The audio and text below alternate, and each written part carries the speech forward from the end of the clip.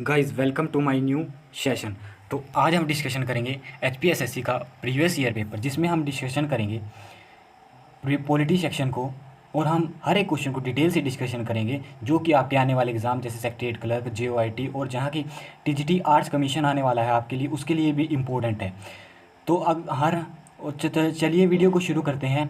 तो आज का हमारा पहला क्वेश्चन है विच of the following feature of constitution of India resemble the American constitution, यानी कि कौन सा ऐसा फीचर है भारतीय संविधान का जो अमेरिका के संविधान से समानता खाता है। तो ये हमारे पास ऑप्शन नंबर ए सही है। भारत का भी एक रिटर्न संविधान है, भारत का वर्ल्ड का सबसे बड़ा रिटर्न संविधान है, लेकिन अमेरिका का भी एक रिटर्न कॉन्स्टिट्यूशन है। ठीक है, पर एक सिंगल सिटीजनशिप कहाँ से लिया है हमने? ब्रिटेन से लिया है। ठीक है, ऑप्शन नंबर ए हमारे पास सही आंसर हो जाएगा। सिंगल सिटीजन कहाँ से लिया है हमने? ब्रिटेन से लिया है। पार्लियामेंट्री सिस्टम कहाँ से लिया है हमने? ये लिया है हमने,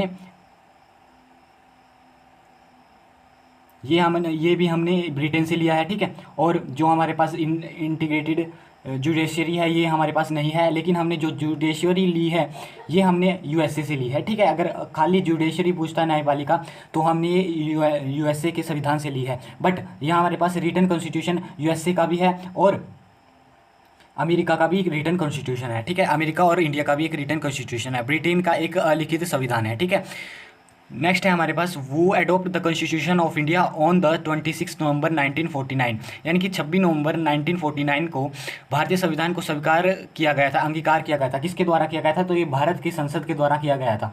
ठीक है, ऑप्शन नंबर ए बी हमारे पास आंसर हो जाएगा। और लागू कब किया गया था? 26 जनवरी 1950 को। 26 जनवरी 1950 जिस दिन हमें देश का पहला गणतंत्र दिवस मनाया था। ठीक है, इसलिए 26 जनवरी को रिपब्लिक डे मनाते हैं। ठीक है, और ये करंट का एक क्वेश्चन बन सकता है इससे कि अभी हाल ही में 75 ईयर मना रहे हैं हम अपनी आज़ादी का, तो इसको अमृत महोत्सव के नाम से मनाया जा रहा है। ठीक है, आपने याद रखना है कि 75 ईयर को कौन से महोत्सव के नाम से मनाया जा रहा है? अमृत महोत्सव के नाम से मनाया जा रहा है। जिसकी थीम है हर घर तिरंगा, हर घर तिरंगा। ठीक है, नेक्स्ट चलते हैं हम क्वेश्चन पे। नेक्स्ट क्वेश्चन है हमारे पास which of the following article of constitution allow the centre from form a new state, यानी कि भारतीय संविधान के कौन से अनुच्छेद में ये दिया गया है कि जो केंद्र को यह है कि वह नया राज्य बना सकती है। ठीक है, केंद्र सरकार को यह अनुमति है कि वह नया राज्य बना सकती है। तो ये आर्टिकल 3 कहता है। ऑप्शन नंबर ए हमारे पास सही आंसर हो जाएगा। इसका मतलब है आर्टिकल 3 हमसे कहता है कि सेंटर को यह अनुमति है कि वह एक नया स्टेट या स्टेट का नाम को चेंज कर सकती है। ठीक है, आर्टिकल नंबर 3 यह कहता है। आर्टिकल नंबर 1 कहता है कि भारत एक केंद्र और यूनियन टेरिटरियों का समूह है, यानी कि India is a state of east state and UTs. ठीक है, ये कहता है आर्टिकल नंबर 1। ठीक है, इससे यही आर्टिकल इंपॉर्टेंट है आपके लिए। नेक्स्ट चलते हैं अब हम। नेक्स्ट क्वेश्चन कहता है कि which of the following president of India was also the secretary general of non align movement for the same period, यानी निम्नलिखित में से भारत के कौन से राष्ट्रपति कुछ समय के लिए गुटनिरपेक्ष आंदोलन का महासचिव भी थे? तो ये थे हमारे पास Giani Zail Singh. Option number C जो प्रेसिडेंट थे वह हमारे पास गुटनिरपेक्ष आंदोलन के कुछ समय के महासचिव भी रह चुके हैं, ज्ञानी जेलर सिंह। आपसे यही लिखना है। और जो हमारे पास डॉक्टर राधाकृष्णन है, एस राधाकृष्णन है, ये है हमारे पास सर्वपल्ली राधाकृष्णन। ये हमारे पास पहले उपराष्ट्रपति थे, हमारे देश के पहले उपराष्ट्रपति। और वी गिरी भी हमारे पास एक बार राष्ट्रपति रह चुके हैं। ठीक है, और ठीक है, अब चलते हैं हम नेक्स्ट क्वेश्चन पे। नेक्स्ट क्वेश्चन कहता है कि which of the following is not a parliamentary committee. Parliamentary committee का मतलब होता है द कमेटी, इसमें ऑप्शन नंबर ए है हमारे पास committee on a public account, committee on public undertaking, committee of estimates और committee on demand for grant committee, यानी कि अनुदान मांग कमेटी। तो इसमें पार्लियामेंट कमेटी नहीं है, अनुदान मांग कमेटी। पार्लियामेंट कमेटी का ये है कि जो कि लोकसभा के स्पीकर के द्वारा बनाई जाए और वह लोकसभा के लिए उत्तरदायी हो, इसको कहते हैं हम पार्लियामेंट्री कमेटी। इतना आपने इससे ही रखना है कि ये तीनों पार्लियामेंट्री कमेटी है, लोक लेखा समिति और ये भी पार्लियामेंट्री कमेटी है, और आकलन समिति भी, एस्टीमेट समिति भी एक पार्लियामेंट्री कमेटी है, लेकिन अनुदान मांग समिति एक पार्लियामेंट्री कमेटी नहीं है। अब चलते हैं हम नेक्स्ट क्वेश्चन पे। नेक्स्ट क्वेश्चन है हमारे पास the chief justice of India can be removed by, यानी कि चीफ जस्टिस ऑफ इंडिया किसके द्वारा रिमूव किए जा सकते हैं? प्रेसिडेंट या पार्लियामेंट या president on the by resolution of parliament. तो ये ऑप्शन नंबर सी हमारे पास सही आंसर हो जाएगा, यानी कि प्रेसिडेंट के द्वारा किए जाते हैं। पर resolution of by the parliament. ठीक है, अब चलते हैं हम इसको, लेकिन जो हमारे पास प्रेसिडेंट है उनको किस इम्पीचमेंट के थ्रू किया जाता है, और ये इम्पीचमेंट किस किस कॉन्स्टिट्यूशन से ली गई है, हमने ये भी पूछा गया है, यूएसए के कॉन्स्टिट्यूशन से ली गई है। और आर्टिकल नंबर कौन सा है हमारे पास प्रेसिडेंट को 61 आर्टिकल। ठीक है, 61 आर्टिकल हमारे पास है जो प्रेसिडेंट को इम्पीचमेंट की बात करता है। इससे यही क्वेश्चन पूछा जाता है कि प्रेसिडेंट को रिमूव। और एक क्वेश्चन यही पूछा गया था प्रीवियस ईयर में कि जो हमारे पास उपराष्ट्रपति है वो जब वो अपना पद त्यागते हैं तो अपनी जो त्याग पत्र है वो किसको देते हैं, वो देते हैं प्रेसिडेंट को। आपने याद रखना है डिप्टी स्पीकर ऑफ लोकसभा कुछ नहीं होता, लेकिन आपने याद रखना है कि वो प्रेसिडेंट को देखे हैं, sorry Rajya Sabha, deputy speaker of Rajya Sabha पद नहीं होता राज्यसभा में, लेकिन वह अपना प्रेसिडेंट किसको देखते हैं, प्रेसिडेंट को देखते हैं। ठीक है, अब चलते हैं हम नेक्स्ट क्वेश्चन पे। नेक्स्ट क्वेश्चन कहता है कि who is responsible for the observance of rule of business of the state governance in India. तो ये करते हैं हमारे पास भारत में राज्य सरकार के कार्यकलापों को में नियमों के अनुपालन के लिए कौन उत्तरदायी है। तो ये हमारे पास गवर्नर ऑफ अ स्टेट, यानी कि राज्यपाल of a state. Option number ए हमारे पास सही आंसर है। अब इससे कौन सा आर्टिकल डील कर रहा है, आर्टिकल नंबर 166 इससे डील करता है, ये लिखा है आर्टिकल नंबर 166। ठीक है, अब चलते हैं हम नेक्स्ट क्वेश्चन पे। नेक्स्ट क्वेश्चन है, और नीचे आपने कमेंट सेक्शन में लिखना है कि जो राज्यपाल का पद है वो किस आर्टिकल में दिया गया है। ये भी काफ़ी बार क्वेश्चन पूछा गया है, नीचे कमेंट सेक्शन में कमेंट कीजिए। विच of the following state has minimum number of members in their legislative assembly, यानी कि निम्नलिखित में से एक राज्य विधानसभा में सदस्यों की संख्या सबसे कम है। तो ये हमारे पास सिक्किम में, सिक्किम में कितनी है, सिक्किम में ओनली 32 हमारे पास लेजिस्लेटिव असेंबली की सीटें हैं। ठीक है, यानी कि विधानसभा की सीटें हैं ओनली सिक्किम में। और उसके बाद आती है हमारे पास गोवा में, गोवा में कितनी है हमारे पास 40। ठीक है, गोवा में 40 है, त्रिपुरा में 60 है, और आपने याद रखना है अरुणाचल प्रदेश में भी 60 है। और हमारे पास ये दोनों स्टेट एक्सेप्शन है, सिर्फ 32 है सिक्किम में और 40 है हमारे पास गोवा में। ठीक है, ये दो स्टेट है हमारे पास। और मिनिमम नंबर ऑफ सीट कितनी हो सकती है लेजिस्लेटिव असेंबली में, हो सकती है 60। ठीक है, 60 मिनिमम नंबर ऑफ सीट। और मैक्सिमम अगर पूछा जाए कि maximum number of seat legislative assembly कितनी हो सकती है, तो हो सकती है 500। ठीक है, 500 याद रखना है आपने क्वेश्चन, ये क्वेश्चन पूछा जा सकता है आने वाले टाइम में। ठीक है, अब चलते हैं हम नेक्स्ट क्वेश्चन पे। नेक्स्ट क्वेश्चन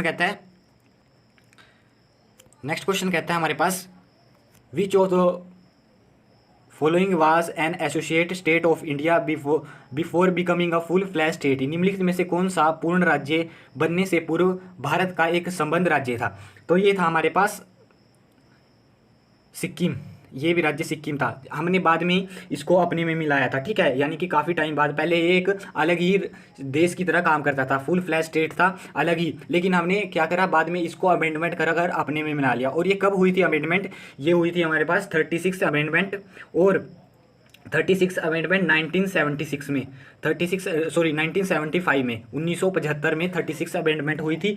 और ये हमारे पास कौन से नंबर का राज्य बना था, ये हमारे पास 22 नंबर का राज्य बना था, 22 नंबर का राज्य बना था। ठीक है, आपने याद रखना है कि कौन सी अमेंडमेंट हुई थी, 36 अमेंडमेंट हुई थी, 1975 में हुई थी, और 22वें नंबर का हमारे पास सिक्किम राज्य बना था बाद में। ठीक है, अब चलते हैं हम नेक्स्ट क्वेश्चन में। नेक्स्ट क्वेश्चन कहता है कि a proclamation of national emergency automatically suspends, यानी कि राष्ट्रीय आपातकाल की घोषणा किसके स्वतः स्थगित करता है। Right to freedom, right to constitutional remedies, या ऑल फंडामेंटल राइट, या नन ऑफ दीज।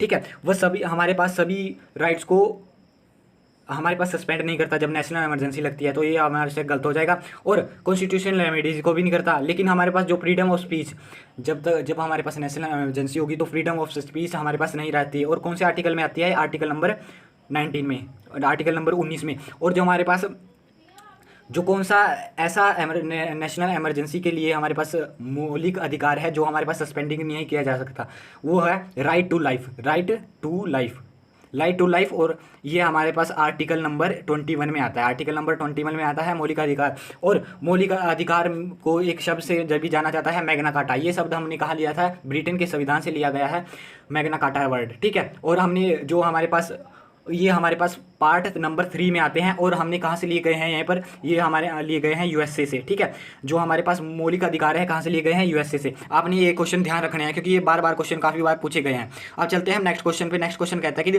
भारत की सीमावर्ती जल क्षेत्र कितने नॉटिकल मील पर विस्तारित हैं, यानी कि भारत का जो लैंड एरिया और सी एरिया के बीच की रेखाएं हैं, यानी कि उसके बीच का डिस्टेंस है, यानी कि जहाँ तक हमारा बॉर्डर बनता है सी लेवल से, यानी कि जो लैंड के साथ सी लगा है उससे और सी लेवल के अंतिम तक, वो है हमारे पास 12 नॉटिकल माइल्स। अगर हमारे पास 12 नॉटिकल माइल्स मतलब 21.9 किलोमीटर लगभग अप्रोक्सीमेट, ठीक है, 20.9 किलोमीटर हमारे पास नॉटिकल माइल्स में पूछा गया, तो 12 हमारे पास सही आंसर हो जाएगा।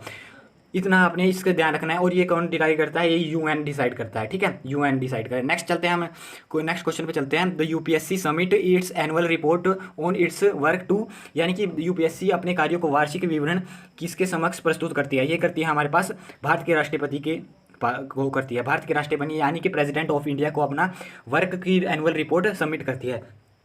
और अब चलते हैं हम, यूपीएससी का जो स्टार्टिंग हुई थी वह एक्ट था 1935, यानी कि गवर्नमेंट ऑफ इंडिया एक्ट 1935, लेकिन इससे पहले ये बोर्ड बन गया था, ये बना था 1 अक्टूबर 1926 को, 1 अक्टूबर 1926 को, लेकिन इसको अमेंडमेंट किया गया और according to government of India act 1935 को ये बना था, ठीक है। आपने इसको इतना याद रखना है। और इसको अभी करंट में अप्रैल में इसके नए प्रेसिडेंट बने हैं, वो बने हैं डॉक्टर मनोज, सॉरी प्रेसिडेंट नहीं, नए चेयरमैन बने हैं मनोज सोनी। आपने याद रखना है, आपसे पूछा जा सकता है सेक्रेटरी कलर के पेपर के एग्जाम में कि अभी ये इसके यूपीएससी के नए चेयरमैन कौन बने हैं, आपने याद रखना है मनोज सोनी, ठीक है। ये आपका करंट का क्वेश्चन क्लियर हो गया। अब चलते हैं हम नेक्स्ट क्वेश्चन पे। नेक्स्ट क्वेश्चन कहता है कि आज हमने इतनी क्वेश्चन, ये हमारे पास नेक्स्ट क्वेश्चन है, ये उससे है हमारे पास इकोनॉमी सेक्शन थे, इसको हम डिस्कशन करेंगे बाद में।